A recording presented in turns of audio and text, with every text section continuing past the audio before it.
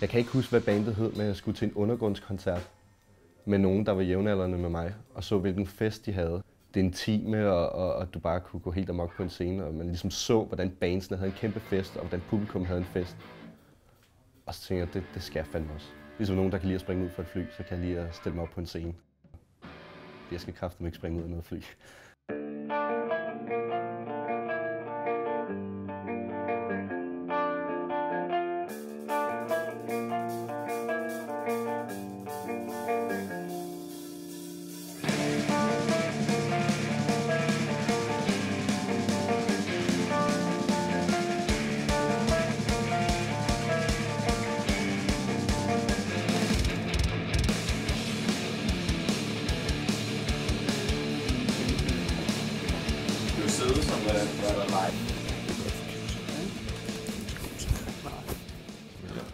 Du skal ikke røre mig. Skal man kunne se, at har den på, eller skal man ikke kunne se den? Bare tage t-shirten ud.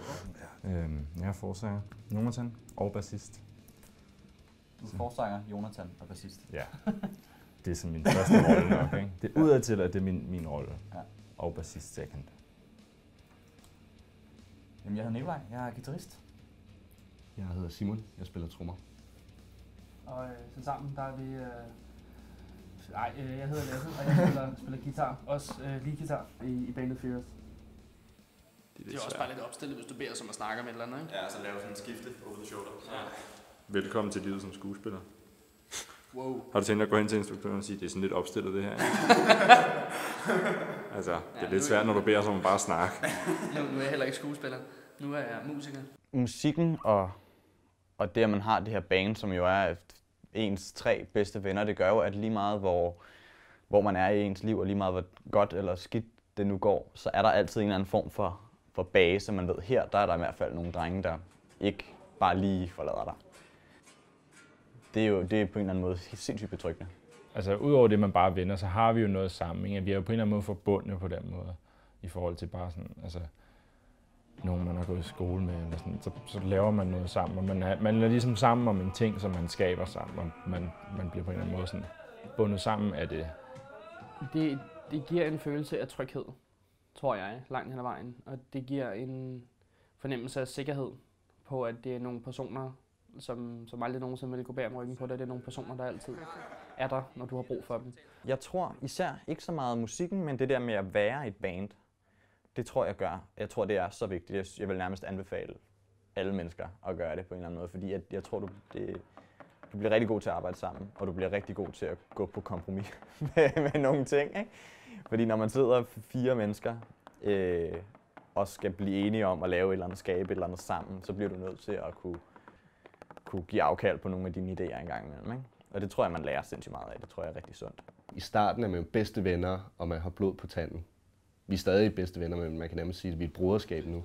Men til at starte med, for mig i hvert fald virkede som om, at vi bare havde det super sjovt sammen. Og det var bare ligesom en måde at flygte fra det hele. Nu skal vi bare spille noget. Jeg skal spille nogle trommer, vi skal spille noget guitar. Og så jo mere seriøst det så blev, så endte det faktisk med sådan, at vi har faktisk et produkt her. Og nu har vi jo også kendt hinanden siden 1. klasse, og altid gået i samme klasse sammen. Så jeg kender ikke nogen bedre end de drenge.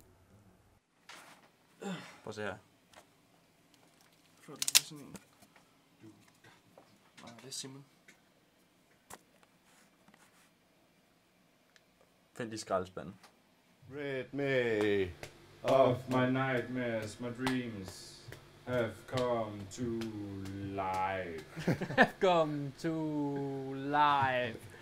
Det du synger, det der stående, ikke? I slutningen af omkvædet. Så lige nu så siger du, at jeg skal starte slutningen af omkvædet i slutningen af Creeper. Ja, det er rigtigt. Nå, så er det mig, der brøvler? Ja, Okay. du brøvler lige nu. Men altså, Okay, det er mig, der brøvler. Okay. Kom med den fedeste. Okay. Og så også i et band, der er du 4 hoveder, der skal prøve at tænke ens. Og der vil altid være nogen, som er uenige, og så skal man prøve at finde en løsning. Hvordan gør vi det her? Hvordan kan vi få det her til at fungere? Jeg tror helt basalt, der sker en forbindelse mellem folk, der har været sammen i så mange år og har kendt hinanden i så mange år. Jeg tror, som band at det styrker os rigtig, rigtig meget, fordi vi kender hinanden så godt, og vi ved, hvordan vi reagerer på særlige ting og sager. Vi ved, hvad for nogle knapper vi skal trykke på, og vi ved, hvad for nogle knapper vi bestemt ikke skal trykke på. Alle har jo nogle roller på en eller anden måde, ikke?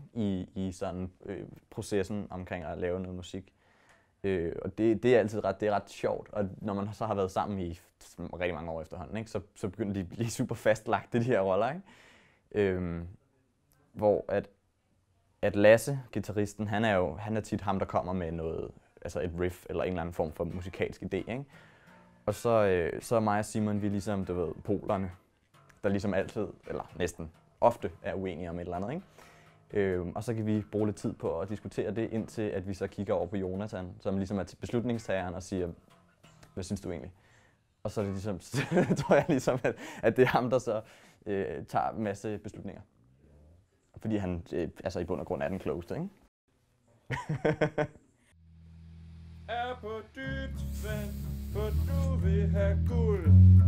Men jeg har kun charme. Er der overhovedet noget for mig?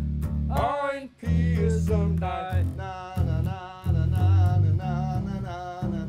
Det er Carbac North. Så Carbac North. Ja. Jeg tror, at det har givet mig en vis form for selvtillid.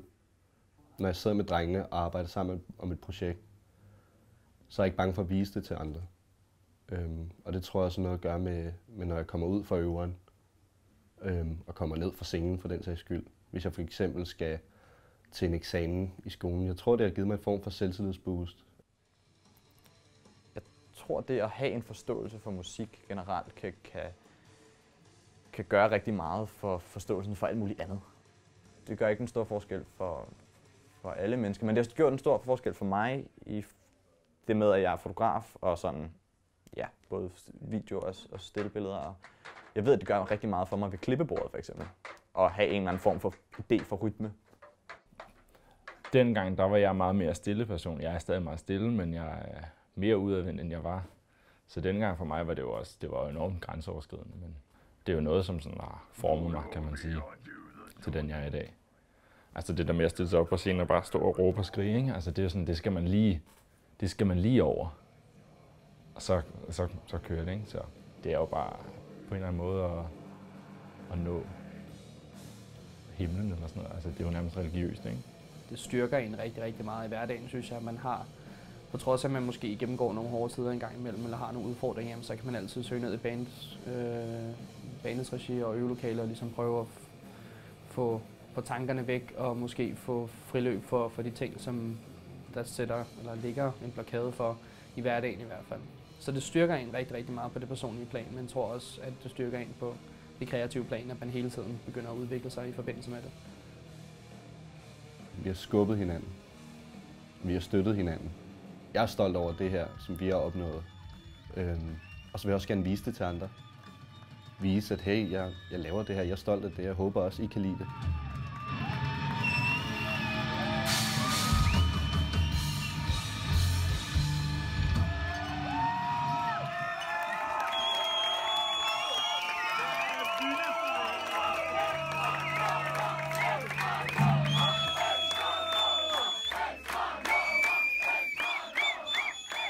Det ville da være ret fedt, hvis jeg om 80 år, hvis jeg lever så længe, det gør jeg. Det er jeg helt sikker på. Stadig kunne sige, at jeg spiller altså stadig i band. Jeg kunne ikke forestille mig, at jeg ville stoppe med det. Hvis det stoppede, så ville jeg sandsynligvis, det er 100% sikkert, spille videre med noget andet. Men jeg skal spille i band resten af livet. Det er jeg sikker på. Jeg skal spille musik resten af livet. Det forsvinder ikke igen. Woo! Nu skal jeg have noget plads med. Yeah! Yeah! Yeah! Yeah!